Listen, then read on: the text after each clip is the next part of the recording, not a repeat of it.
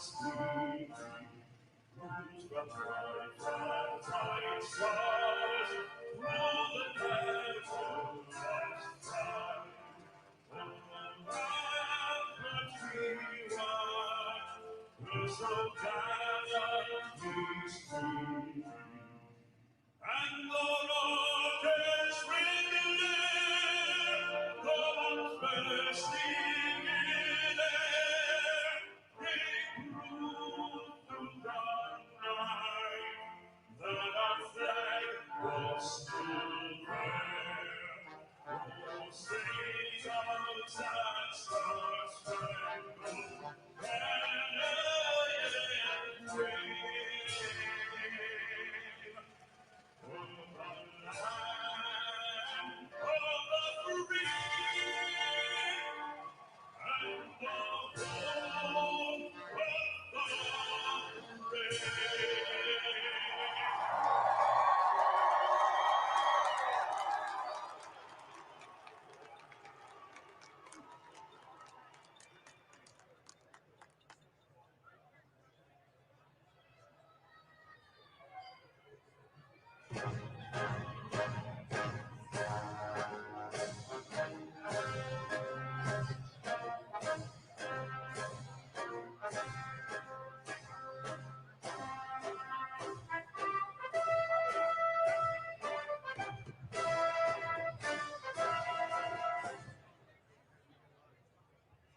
Ladies and gentlemen, please welcome Command Sergeant Major Vern B. Daly, Jr.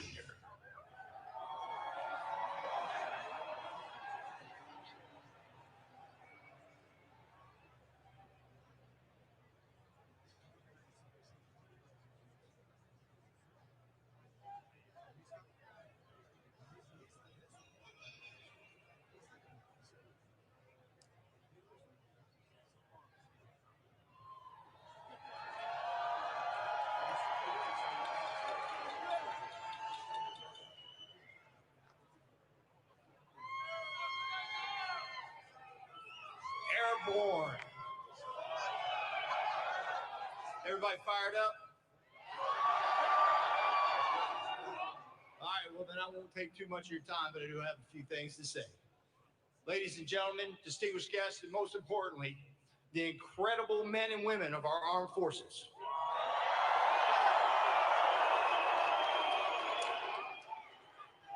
I am Command Sergeant Major Vern Daly, the Command Sergeant Major for Joint Task Force, National Capital Region, and Military District of Washington. Good evening, and welcome to the Commander-in-Chief's inaugural ball. It is both an honor and a privilege to stand before you tonight as we gather to celebrate not only the inauguration of our Commander-in-Chief, but to also recognize the exceptional dedication, service, and sacrifice of those who make our freedoms possible, the brave men and women of our incredible United States military.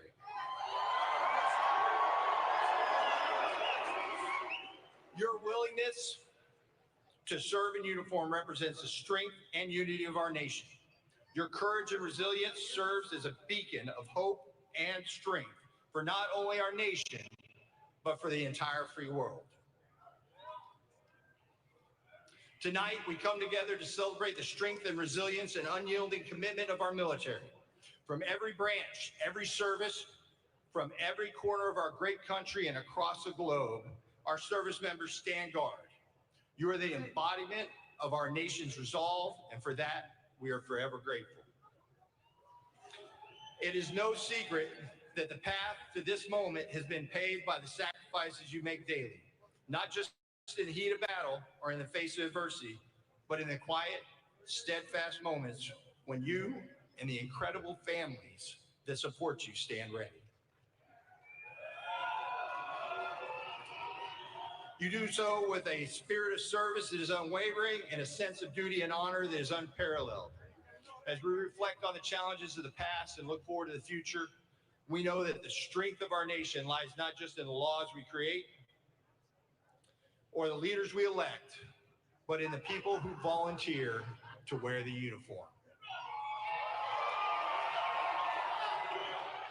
The men and women of our armed forces Your commitment to one another, to our collective mission, and to our nation is the backbone of this great democracy.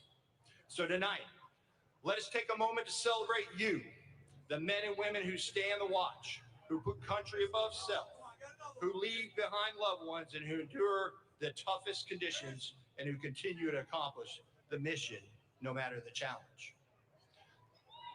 As we look forward to the future, know that you are not just a vital part of the fabric of the military, but a fabric of the nation. Your sacrifices make our world safer and ensure that all Americans continue to enjoy the freedoms we hold so dear.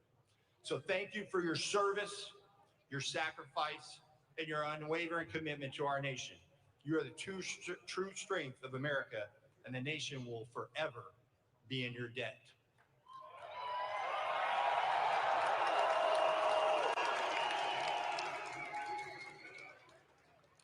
Enjoy the evening, as some of you seem to have already. And may we all be reminded in every moment of the immense pride we take in you, the members of the United States Armed Forces. Hey, before I go, though, because that's about it for my speech, we have the opportunity to talk to one of those outstations that's out there right now, I think. I believe we got somebody from Korea on. Hey, Sergeant Major Balmer, how you doing out there on the peninsula? Hey, Sergeant Major, can you read the station number? Yeah, we got you loud and clear, brother. Hey, we're here. We've got our commanding general beside me here, Lieutenant General of the Navy, but we got some great soldiers here in the 8th Army. We just want to say that we're proud to be part of this historic day and these festivities. To answer a couple questions real quick that we always get when we talk back home. One is, what time is it over here? Well, it's noon right now here in Korea on Tuesday. And it's not too bad here. I think it's in the 30s today. But we're all doing great. We're fired up to be here. We can't wait to be part of this great event. Hey, thanks so much, Kent. Hopefully you can hear that applause. We really appreciate you, brother, and everything that you guys are doing to stand the watch out there on. So thank you. And to all of you out there, enjoy your evening, and thank you so much.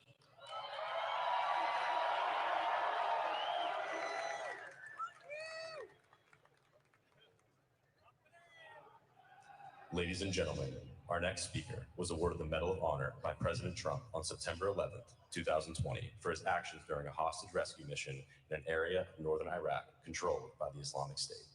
Please welcome Medal of Honor recipient, Sergeant Major Thomas Patrick Payne.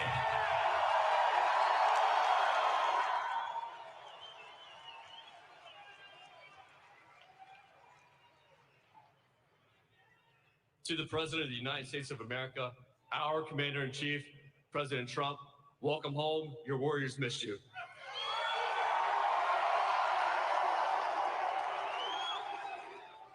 To our loved ones, distinguished guests, and most importantly, our Gold Star families, we're honored by your presence as we stand together to celebrate our Commander-in-Chief. From the first shots at Lexington and Concord, to the frozen fields of Valley Forge, to the beaches of Normandy, to the mountains of Korea, jungles of Vietnam, across the deserts of Iraq and Afghanistan. Every generation of American warriors has answered a sacred call to defend the U.S. Constitution and our American way of life. When our boots hit the ground, we carry the legacy of every American warrior who has come before us. We are the living ambassadors of the American fighting spirit and a tradition of courage written in the sacrifice of our fallen. The sound of the guns has always been our nation's warriors' call to action. It demands that we live the Army values of personal courage, selfless service, and unwavering sense of duty to complete the mission. Throughout history, American warriors have answered a call to serve something greater than themselves. This truth is reflected in the words of Isaiah 6:8. Then I heard the voice of the Lord saying, "Whom shall I send, and who will go for us?" And I said, "Here I am, send me." President Trump, our chain of command, and warriors, look around you. When the mission demands absolute success and lands on the desk of our Commander-in-Chief, we will stand ready, we will answer our nation's call and say, "Here I am, send me."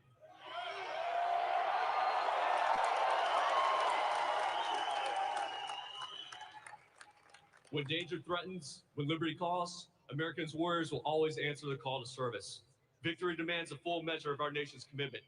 From the great Americans who support us on the home front, together we are an unstoppable force. This is the strength. It is America's key to victory on any battlefield. Your U.S. military will train relentlessly because we understand the hazards of our chosen profession. When chaos erupts, when the sound of battle calls, we respond with power and purpose. We fight to win our nation's wars and annihilate our enemies. This is the standard. We honor our fallen by living extraordinary lives in honor of their sacrifice. Their legacy lives on in every victory in our daily lives.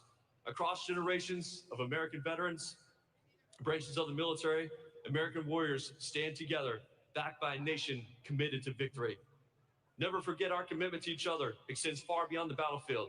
The standards that we set, the excellence that we demand, we continue to serve our great nation for the rest of our life.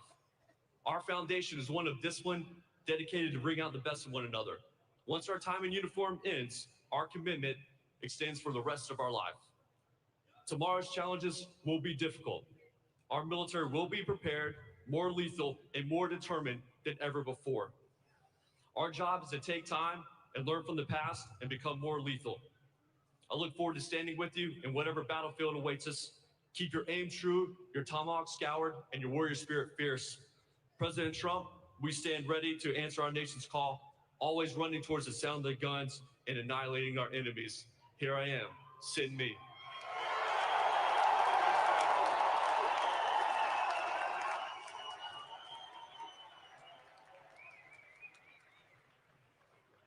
Please welcome Senior Enlisted Advisor to the Chairman, Troy Black, and the Senior Enlisted Leaders for the services.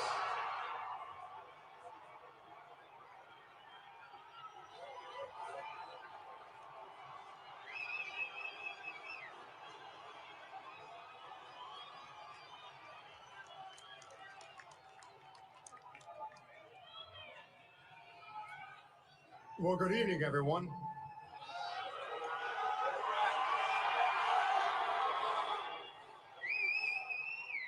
My name is Sergeant Major Troy Black, and I'm the Senior Enlisted Advisor to the Chairman of the Joint Chiefs.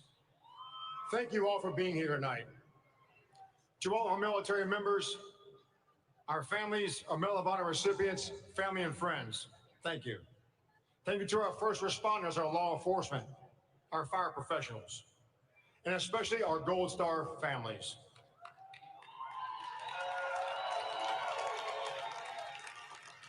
On behalf of the Chairman of the Joint Chiefs, it is my privilege to welcome you all here to the Commander-in-Chief's Ball, honoring the inauguration of President Donald Trump, our 47th president, and we now call him our Commander-in-Chief.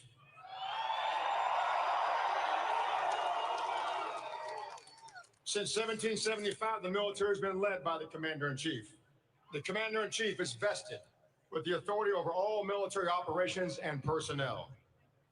As outlined in the Constitution, this role is fulfilled by the President of the United States, and he is responsible for making critical decisions that affect the security and defense of our great nation. And for the last 250 years, the Commander-in-Chief has had the solemn duty to lead our military forces, ensuring they are always prepared to defend our homeland. Once again, President Trump shoulders a tremendous responsibility of guiding our military with strength, vision, and unwavering commitment to the values and freedoms that we hold dear. As a Senior Enlisted Advisor to the Chairman, it is now my distinct honor to introduce to you our service Senior Enlisted Leaders. They carry on one of the highest honors in all of our military forces. They serve our great nation and they represent their service members, their service cultures, and are the standard bearers for all that is right in our military. Together as a shining example of our joint force, this group works to ensure that our United States Armed Forces, the absolute finest and most powerful military on the planet,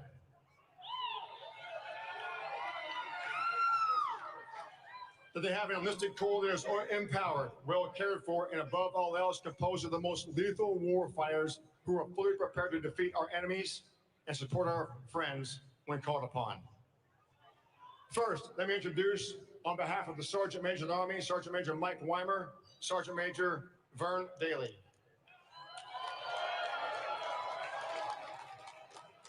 My Sergeant Major of the Marine Corps, Carlos Ruiz.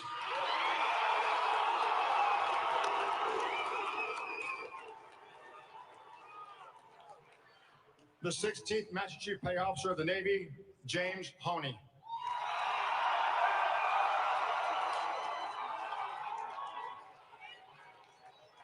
The 20th Chief Master Sergeant of the Air Force, David Pelosi.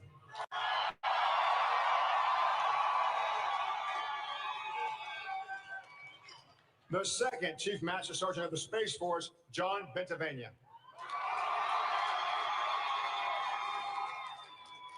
The 7th Senior Enlisted Advisor to the Chief of the National Guard Bureau, John Raines.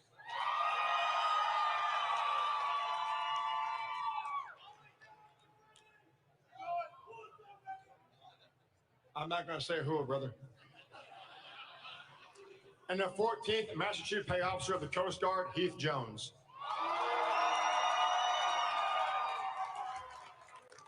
In addition to developing our warfighters, this group appears before Congress to advocate on behalf of the total joint force and their services. They set the bar for the enlisted development and empower their NCOs with good order, discipline, and the mandatory adherence to standards.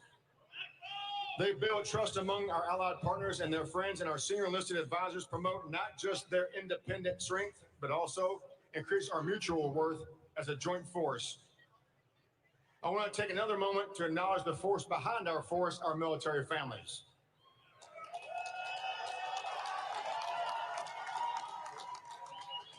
The force behind our force is to us the most important thing.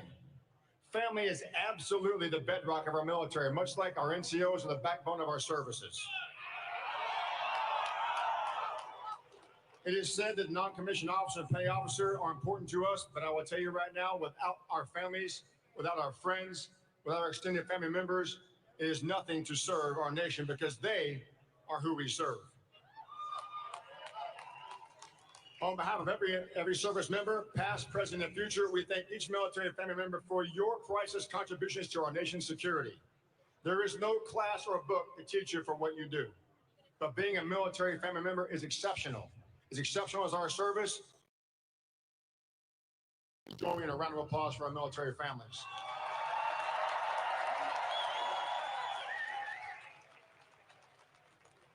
Ladies and gentlemen, the service senior enlisted advisors and their spouses and families and I are thrilled to join you all this evening in this momentous occasion. Thank you for all you do to support us and our nation. I'll now close up by asking you to join me in a few moments in the time-honored tradition of celebrating and welcoming our Commander-in-Chief, President Donald Trump. And God bless you, and God bless the United States of America.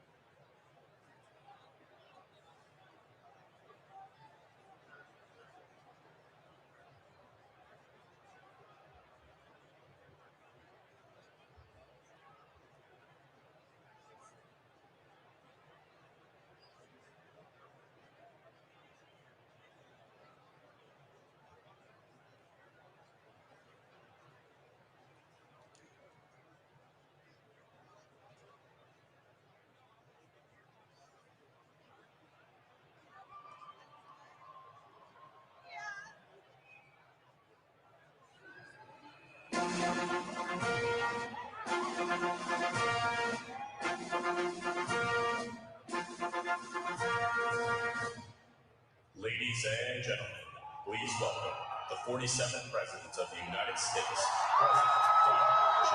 Trump, First Lady, Mrs. Melania Trump.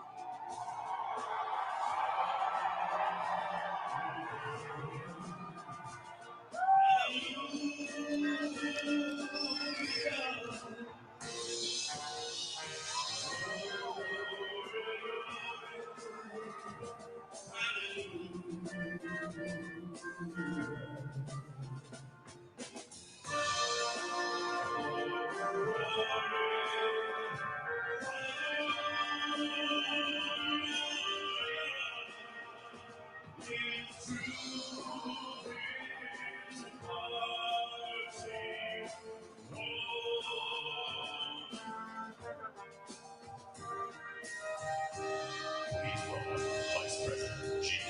Vance, accompanied by Secretary Kushner Vance.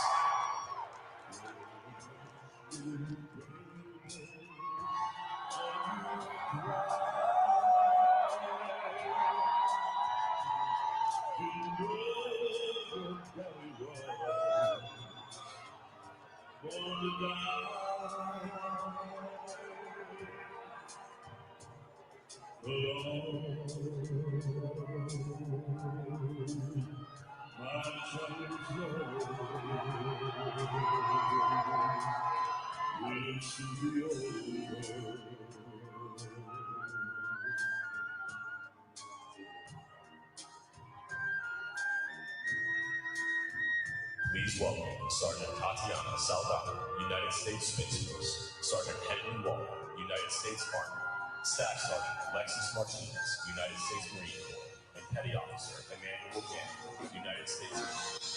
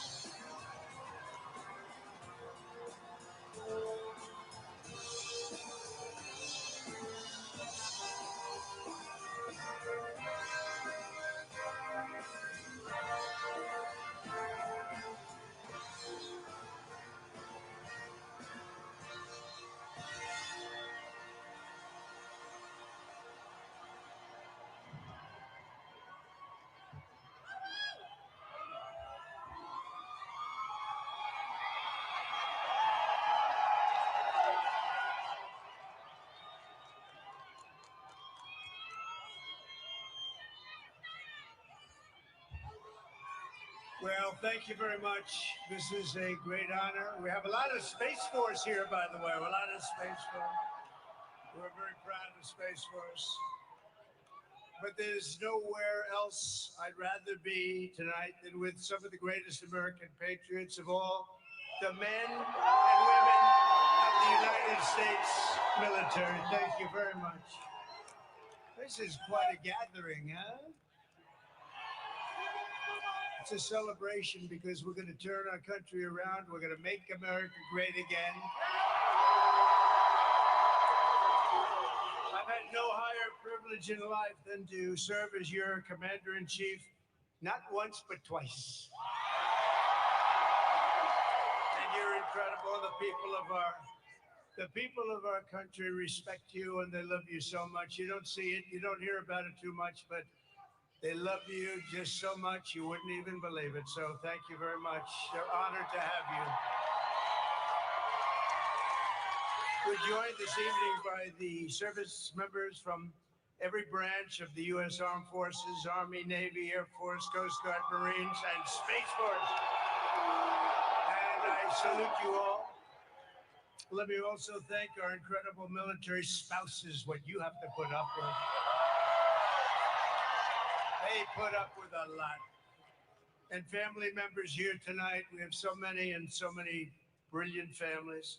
And you do more than anyone else to support our nation's heroes. And on behalf of every American, I want to thank you very much.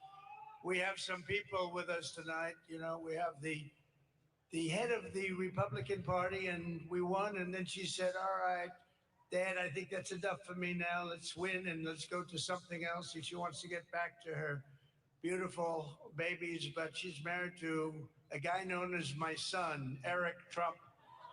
And Laura was essentially chairman, along with Michael Watley, of the Republican Party, and they were tough. They weren't going to stand for any nonsense, and they did a fantastic job, and we won every single swing state. We won the, we won the popularity. We were the most popular candidate in a long time. And I have to tell you, with the military, we really won.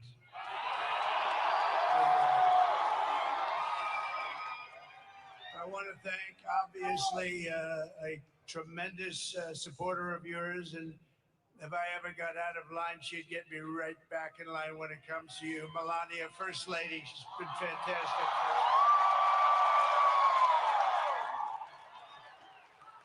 And our Vice President, you know him well. He's all about you. He's a big believer in our military, J.D. Vance and Usha.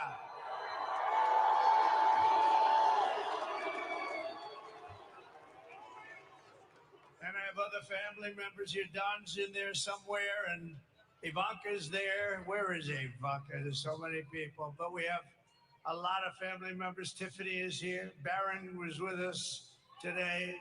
He's that tall one, I will tell you. And he's doing a good job. But today we celebrate the enduring strength and resilience of our glorious republic. And so it's highly appropriate that we also honor the men and women who keep us safe. And that's what you are. Your bravery inspires us, your service unites us, and your sacrifice and spirit protect us all. We made a little speech today. I think you probably saw it. Who did see it or hear it? Did anybody? Well, I think we said a lot, and we said more than anything else that we love you, we respect you so much, and we have a big commitment to each and every one of you. Starting today, America will be stronger and greater than it's ever been before. That's happening for us. That was a big win. That was a tremendous win. We all worked hard for it. And a big part of the reason that I won was because of my relationship with you. So we appreciate it. Under the leadership of our next Secretary of Defense, who I just saw, Pete Hegseth, who's fantastic. Where is Pete? I saw him backstage. I don't know. There's so many people. How do you find anybody in this crowd? This is a big crowd. But if Pete's around, if Pete can hear this, come on up here, Pete. But we will again, Bill. the most powerful military the world has ever seen. We're going to have it. You know, we did that 4 years ago, and then it was a little bit dissipated. But we're going to do it again, but much bigger, much stronger than ever before. We're also doing the Iron Dome, all made in America. We're going to have a nice Iron Dome. You're going to protect us with the use of the Iron Dome. Instead of worrying about political agendas, you don't have to worry about that at all. There's only one focus: defeating America's enemies. We're not going to be defeated. We're not going to be humiliated. We're only going to win, win, win. We're going to win, win, win. And we really do have some just incredible people working with us. So I've been looking around for generals like George Patton, Douglas MacArthur, Ulysses S. Grant. His stock has gone way up in the last 20 years. When you say, JD? They used to say bad things about him. Now all of a sudden he's very well respected, but we all fight to win, and we're going to win, and we're going to win like never before. In many ways, the economy is going to be strong. We're not going to let all of our nations, our friendly and unfriendly nations, push us around from any standpoint, including the economy, because we have something that they don't have. We have a power that they don't have. Liquid gold under our feet, the likes of which no other nation has. Yet, as I said in my inaugural address, we will measure our success not only by the battles we win, but also by the wars we end, and perhaps most importantly, the wars we never get into. It's called peace through strength. We won't have to fight the war, right? We don't have to fight the wars. If we can do it without fighting, as long as we have total victory, we do it without fighting. Through our power and might, we will lead the world to peace. Our friends will respect us. Our enemies will fear us. And the whole world will admire the unrivaled greatness of the United States military. And I will tell you, we made big strides. We totally rebuilt the United States military 2017, 2019, 2018. We rebuilt the entire U.S. military, and now we're going to do it again. A lot of it's been dissipated by people that don't know what the hell they're doing. But we're going to do it again.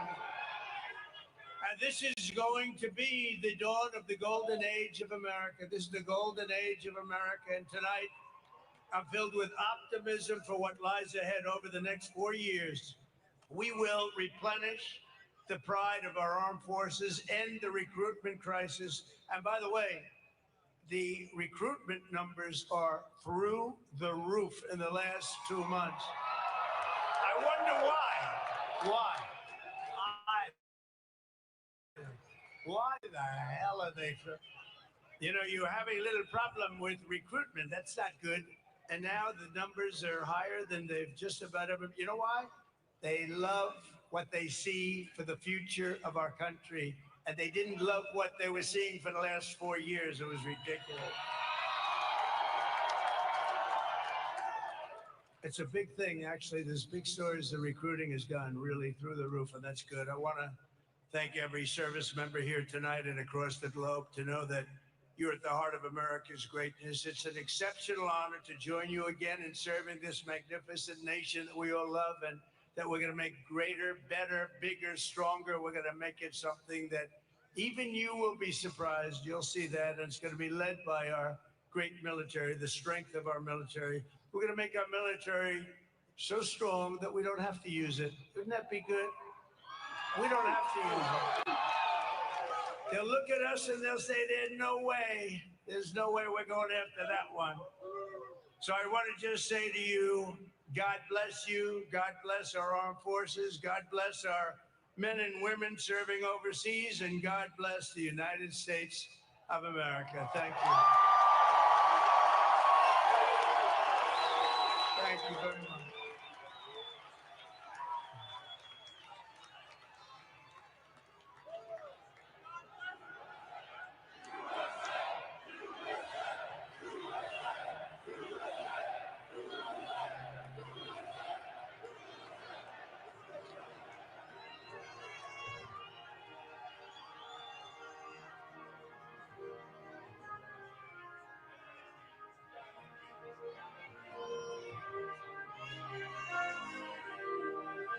So they say we have some troops from South Korea, and I have no idea how we're getting them on the screen. I've been waiting for it for about 2 seconds.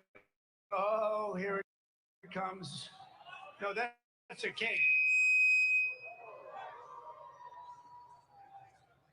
Hello, everybody. How we doing over there? How's Kim Jong-un doing? How are you? How do you hear me? That's a good-looking group of people, isn't it? Thank you for being with us. Please. Yes, I hear you fine. Sir, I'm Lieutenant General Chris Lee, Commanding General 8th Army. This is Command Sergeant Major Robin Bowler. We're based at Camp Humphrey, South Korea, United States bedrock, of unmistakable land power on freedom's frontier in Asia. Protection of both homelands, sir. Profound honor to stand before you today, representing our incredible team here in Korea. We're deeply grateful for this opportunity to be part of this occasion.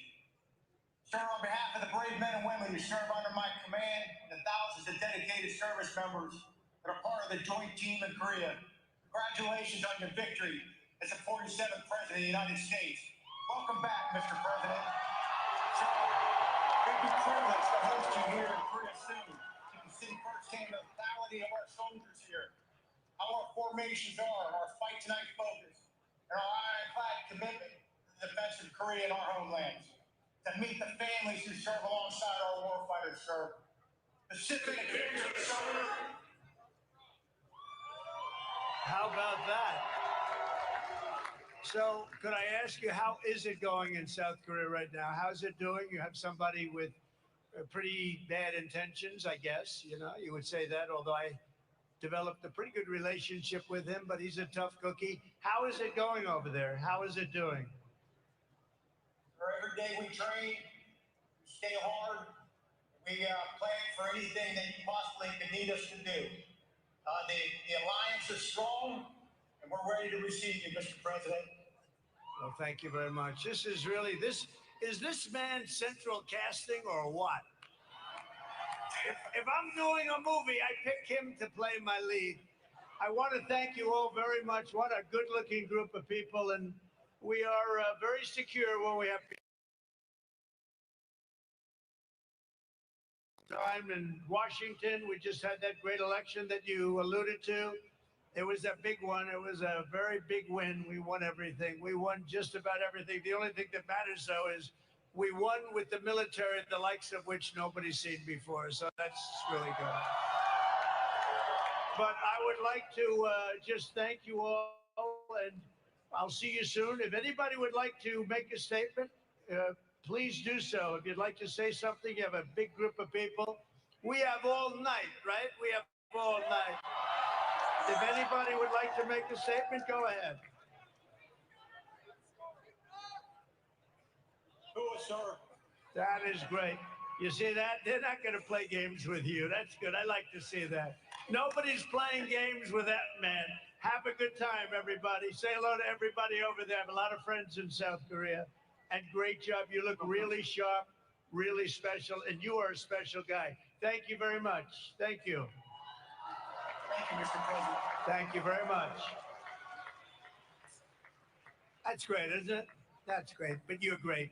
Thank you all very much. Have a great time. Commander-in-Chief, this is the ball. This is the big one. This is the first one I stopped at. I hope the other ones don't hear me say that. But this is the one. And now we're going to cut a cake. And they said, could you be very, very careful, sir? Don't cut the plane, which is cake. Cut the runway. I think that's a good idea. Thank you very much. We love you all. Thank you very much. Presenting the sabers to the President and Vice President, Captain Abigail Barge, United States Air Force, Petty Officer, Second Class Robert